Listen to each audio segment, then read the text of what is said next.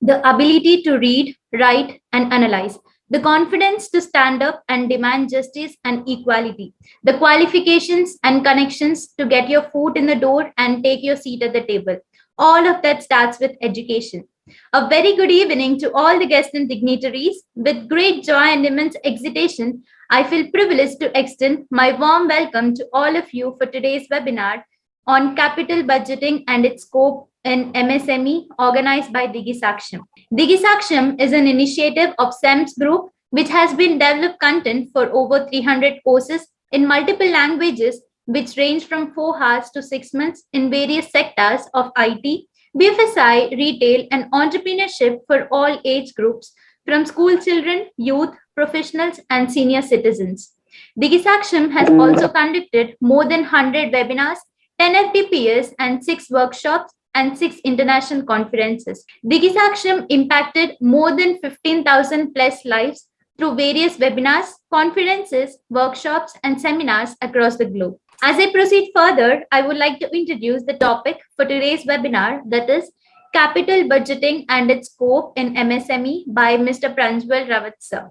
Capital budgeting is the process a business undertakes to evaluate potential major projects or investments. The small and medium enterprises area is the foundation of any developing economy and is perceived as the driving force of growth. Since this area is basically significant for any economy, appropriate monetary administration is of most extreme significance for its endurance. I am profusely ecstatic to take an opportunity to introduce our chief guest of the day, Mr. Pranjwal sir. He is an assistant professor in management department at IHMS and has more than 12 years of teaching and research experience and has published and presented research papers in key reviewed journals and conferences.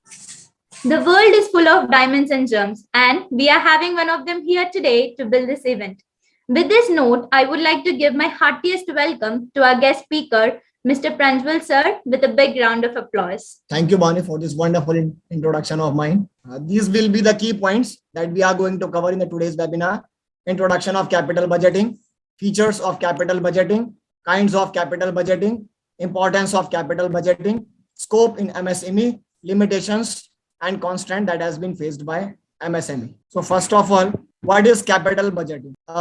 If in a layman language, if we talk about capital budgeting is an innovative tool, that technique we can say, like in which the investors or the firm or the household invest their projects or their money specifically in the capital goods like land, machineries, plant, and investment, so that they can get maximum return on investment from their investment. Second, if we talk about capital budgeting, it is a technique of making long-term planning, like what they are going to do, in which project they are going to invest their money, okay, whether their money will be saved or not.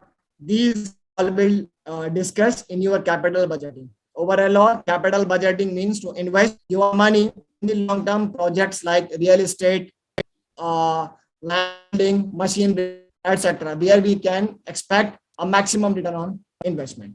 Yes, here are the salient features of your capital budgeting. Capital budgetings are investment related with fixed assets, like we can say land, building, plant, machineries, equipments, tools, where we can expect a maximum and huge return on investment. Point number 2 is the time period of your capital budgeting is more than 1 year, because if we invest our money on a small project, then there are possibilities of getting less return on investment. But in capital budgeting, we will be investing money on the project that whose time period will be more than 1 year. Next, point number 3 is it is made for large and anticipated profit. Means we predict in advance like what profit we have earned over the past few years, and then on the basis of such, we invest our hard and sweat money in the long-term projects. Next, it is higher riskier. Why I am saying this word? Because while we will be investing our hard and sweat money in the long-term proposal, it is very difficult to predict that whether the project will be successful or not, because market is very unpredictable. So we can say that capital budgeting is a very high riskier process. Next is it is irreversible in nature. Irreversible in nature means once we invest our huge amount money on a particular project, then we can't take it back from that particular project until or unless it uh, pay us a handsome return on investment. Next point is it involves a lot longer time period between the initial outlay and the anticipated return. In capital budgeting, we have to wait for a while from the day we have invested on a particular project and the final day till we have receiving the interest. So these are the salient features of your capital budget. Next, kinds of capital budgeting decisions. Basically, there are three types of capital budgeting decisions that are accept, reject decisions. Second is mutually exclusive decisions. Third is your capital rationing decisions. All the three are equally important from the perspective of capital budgeting scenario as well as from the point of view of the investor or the common individual firm. Point first is accept and reject decision. It simply means there are two proposals like X and Y. Simply, you have to accept or reject the proposals, keeping in mind what are your requirements, what are your objective. It simply means either accept or reject. For example, like you are going to invest your money on the project of Reliance India Limited, then you will analyze the market, scan the market. Obviously, there will be final decision that whether you are going to invest your money or not, whether your project proposal will be accepted or rejected. As simple as that. Point number two, mutually exclusive decision. It simply means like suppose there are option like A, B, C, D, E, F. There are six options of investment proposals available in the market. It simply means suppose if you accept the proposal A, then automatically rest of the proposals will get rejected.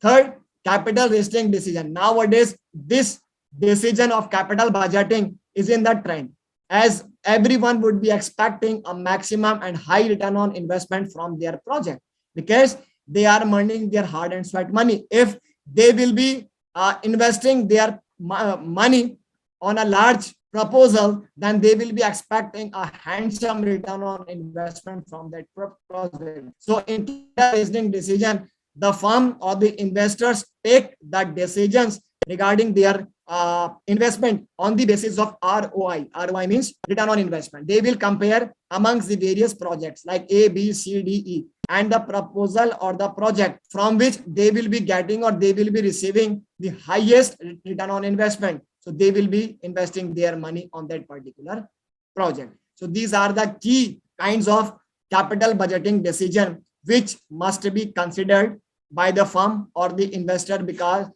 before taking any decision related to your long-term proposal. Next is your importance of your capital budgeting. Why we do investment? What are our plans? What are our objectives? What will we get? What will we get in return if we invest our money on long-term projects? So here are the few advantages we can say why this capital budgeting is important from the point of view of the businessman or the investors. First is long-term implications. As we all know, if we do investment for the long term, then there are high probabilities, then there are high chances of getting and expecting a maximum return on investment from our project or from our proposals. Next, large amount of the funds. As we have already mentioned, in capital budgeting, we can invest our money on capital goods like land, building, plant, machinery, and investment, from where we can expect maximum return or long-term investment on regular basis. Obviously, the firm will get benefited from that particular assets. Next, we talk about irreversible decisions. The best advantage or the best importance of your capital budgeting is your irreversible decisions. Once you invested your project on a particular project, then you have to consider that the project is safe and secure because everyone analyze and scan the market. Everyone scan or analyze the market. They analyze the do's and don'ts, strength and weakness of that particular project before they invest. Next, helps in facing competition because while you will be investing your money like 25 lakhs, 40 lakhs and crores rupees on a particular project. So you can't invest your money on random basis. There should be pre-planning. There should be a pre-decided budget. Like what are the trends and changes that has been going all across the world. There has been so many projects, and there has been so many proposals which have been running all across the countries and world. So you have to think smartly, you have to act genuinely. Next, deals with investment decision. As we all know, capital budgeting is directly correlated with your investment. And why we do investment? We only do investment to earn maximum amount of investment. So here we have to think genuinely, rationally, intelligently, in which project or in which proposals we are going to invest our money. Schemes which have been launched by central and state government, keeping in mind the emergence or the scope of your capital budgeting sector. Few I have mentioned: credit linked capital subsidy scheme for technology upgradation, credit scheme, second, credit guarantee scheme, third is ISO 9000 certification and reimbursement scheme, fourth is your participation in international fairs, next is market promotion and development schemes, next Koir Vikas Yojana, in short CVY, next export market promotion, next domestic market promotion, next is trade and industry related functional support services, next chief minister employment scheme. These are the few schemes which I have mentioned and noted for you guys. Now we will discuss these schemes and projects one by one with their detailing. First is credit linked capital subsidy scheme for technology upgradation. This scheme, or we can say this project, is launched or comes under central and state government, which the government provides funding of rupees 15 lakh, and they also provide 15% subsidy to the investors who are going to invest their money. Next is your credit guarantee scheme. These schemes are for rural areas investors or rural areas people who want to invest their money on a project, or who want to set up their own venture. So under this credit guarantee scheme, the government provide rupees 5 lakh, which is a short-term credit loan with the 6% interest rate. So from that particular amount, any rural people or any rural individual who want to start up their venture, they can get a aid, or they can get a handsome amount of money from the government so that they can start up their venture. Next is ISO 9000 certification and reimbursement scheme. This scheme comes under your Ministry of Finance, in which first of all, an individual or the firm have to do registration. The charges of registration is rupees 300 to 8,000, and once they do their registration, then they are eligible and they can apply for their loan. In this, according to this ISO 9000 certification, an individual become eligible to get 2 to 3 lakh rupees loan for a startup their own venture or the firm. Next is your participation in international fairs. These fairs, or we can say these are the initiative that has been taken by the central government in order to promote handicraft or the self handmade products in the particular fairs, where the firm or the individual can sold out their products and they can handsomely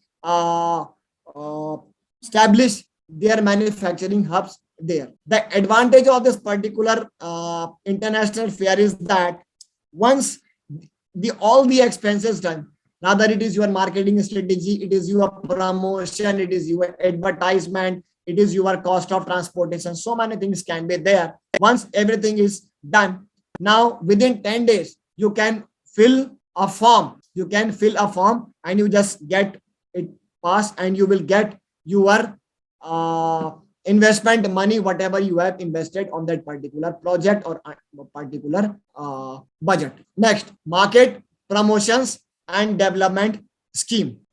These scheme comes under your Khadi sector. Market promotion and development scheme. These schemes is launched by Khadi sector to promote self-reliance or self-help groups. In this scheme, the government provides financial aid to do publicity, marketing, and promotion of the particular project or particular product which has been available for selling in the market. Next, Koer Vikas Yojana, and we can say CVY. This comes under your Ministry of Finance, where the government promote the investors to not only invest their money or their hard and sweat money on the capital assets, but they also want to promote them to do export and explore the domestic market, because we all know that if the domestic market and we will do maximum export, then obviously there will be high possibilities of getting maximum return on investment, maximum employment opportunities, and somewhere we can say that there are possibilities of high GDP in our country. So this is the handsome initiative taken by the government. Next, export market promotion. These are the projects, these are the initiatives taken by the central government for improving the performance of your export. Like they will encourage you, they will promote you to sort out their projects in the outside countries, or they will be motivating you to do your investment in the foreign countries, because as we all know nowadays the dollar has been increasing continuously and gradually on at a regular point of time. So it's better not only to invest your project in the domestic territory, but also to invest your project in the foreign location. As well as similarly, the government is also promoting FDI, where maximum foreign countries are going to invest their project or their money countries like India, because of their cheap labor, availability of raw material, high intellectual people, and so many things can be there. So this scheme can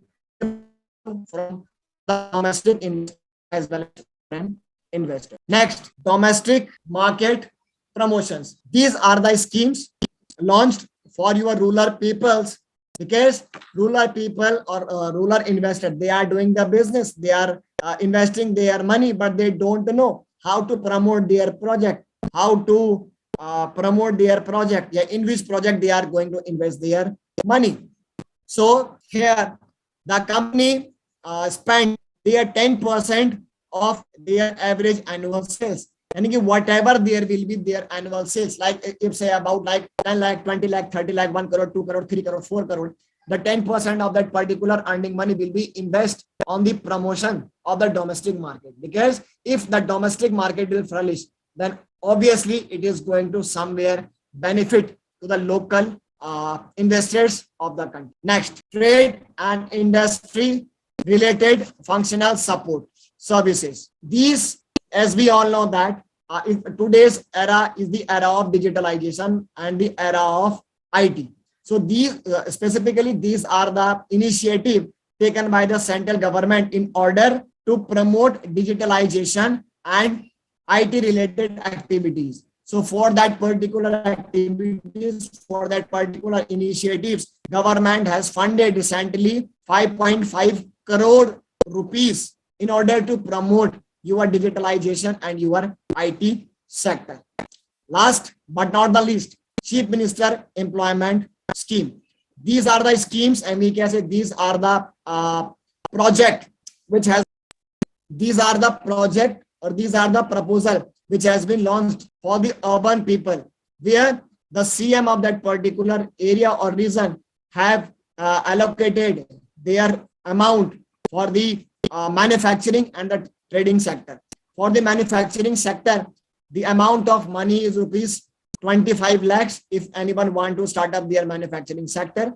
And if an individual person want to do their businesses in service sector or going to start up their trading sector, then the amount is rupees 10 lakh. So these all, whatever we have discussed and whatever points I have shared with you guys, these were the few schemes, these were the few projects that has been running to promote capital budgeting along with your micro, small and medium enterprises. Yes, These are the constraints. These are the constraints, and these are the limitations as per me, which I have shared. Why? Yeah, what are the problems? What are the challenges that might be faced in your capital budgeting by MSME? First is lack of resources. Lack of resources means lack of finance, lack of technology, lack of skilled labor, lack of market access and market information. If these are not available, obviously there will be difficulties in capital budgeting for the MSME. Next, lack of economies of scale and scope. If the investors, or we can say if the entrepreneur, if the businessman didn't get support, knowledge, information regarding their demand and supply, so obviously then there will be less chances of economies of scale. Third, higher transactions cost related to large enterprises. This is the statement which reveals that in the today's era, there is still some inequalities in our country. Like richer is getting richer day by day, and poor is getting poorer day by day. The people, those who have handsome amount of money, they can do their investment, and then they can also bear the transaction cost. But if we talk about the urban peoples, if we talk about the rural people, for them it is very difficult to manage such cost, because it is very difficult for them to manage the cost in comparison to large enterprises who can easily able to deal the transactions cost. Next, lack of networks that can contribute to lack of information. Large enterprises have their large areas of communication from where they can get easily information. But if we talk about the urban people, middle class people, they going to start up their business, they want to set up their own venture, but due to lack of information, but due to lack of support, they are not able to invest their money on the particular project. Next, increased in competition and globalization. Increased in competition. Now we can say that there has been so many investors, there has been so many ventures, there has been so many firms all across the country or in India. There has been a huge competition. So the small scale industries, and we can say the small entrepreneur, have to suffer, as we are going to invest our monies or projects in the foreign countries, or because of your globalization, we can say that the domestic exporter or the domestic businessman will be suffering more. Next, inability to compete against larger firms in terms of R&D and expenditure. Larger firm will have huge turnover. They will have huge amount of money. They can invest their handsome money in the research and development. They can do technological upgradation. They can do demand forecasting. They can do capital budgeting. They can do pre-planning. They can do anticipated expenditure. So many things they can do. But if we talk about the urban entrepreneur or the rural entrepreneur, they just don't have a handsome amount of money. They don't have proper support. They don't have proper financial situation. So how can they just invest their money R&D? So they will be definitely suffering from this benefit of capital budgeting with MSME. Next, lack of entrepreneurial zeal and capacity. The large and the emerging entrepreneur, they are full energetic. They have zeal to do great. They just do expansion. They just do diversification. They try to upgrade their projects or the proposals. But if we talk about the small entrepreneur, if we talk about the small businessman, somewhere they lack because of lack of confidence. And why they are having lack of confidence? Because they don't have proper finance. They don't have knowledge about proper technology. They don't have skilled labor. They don't have market access. They don't have proper market information. They don't have proper government. They don't have knowledge about the government scheme and policies. So as a result, they are not benefited from the scheme launched by government for the MSME. These are the few suggestions as per me if you are going to invest your money, if you are planning for your long-term investment, so these are the few suggestions from my side. If you don't want your hard and sweat money to get wasted or to get just spoiled out. First is save more for future. You do consumption, you do investment, but you also have to save your money from the for the future course of action. Next, investment money on long-term projects. If you invest your money on long-term projects, obviously there are high probabilities, high chances of getting high return on investment from your projects, from your proposal. Third, scan the market. Nowadays, we can say like there is SIP, systematic investment plans, there are mutual funds, there are retail estate businesses, there are purchasing of flat. So many things can be there, but you can't blindly invest your money on the project which you don't know.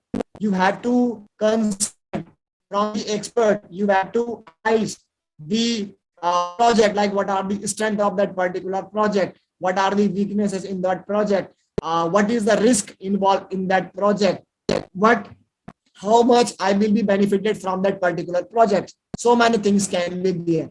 Once you are able to scan the market, then it will be very beneficial for you guys to invest your money project on the new or innovative project. Next is compare the return on investment of various companies.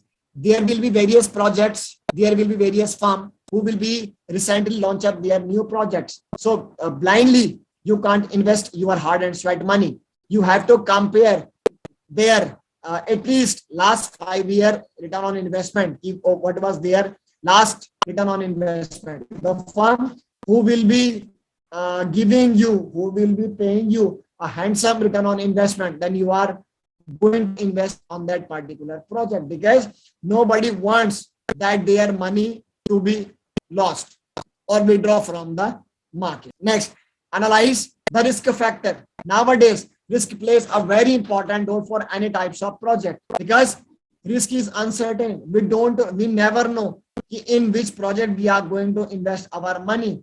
And if we invested our money, it will be always 100% benefited, because there are so many unknown factors. We can say there are so many challenging factors which can affect your project and your proposals. So before investing your project, before investing money on your project, try to analyze, try to scan out the risk factor involved in that particular project. Next, scan and analyze the various schemes related to capital budgeting. These points I have already mentioned. There have been so many schemes, there have been so many policies which has been launched by state government, central government, Ministry of Finance. So analyze such schemes, find out the best opportunities, find out the best alternatives, and then you invest your money on that particular project. But think before you invest. Next, take experts' advice before investing in new market. Take the advices from the experts, because they know the actual trend of the market. They know the actual changes that has been available in the market. So before you are going to invest your whole handsome, handsome money in the particular project, try to take the advices, try to take the suggestions from your experts, so that your money doesn't get done. Thank you so much, sir. The webinar was really very amazing. I would like to propose hearty vote of thanks to you, sir, for gracing today's webinar.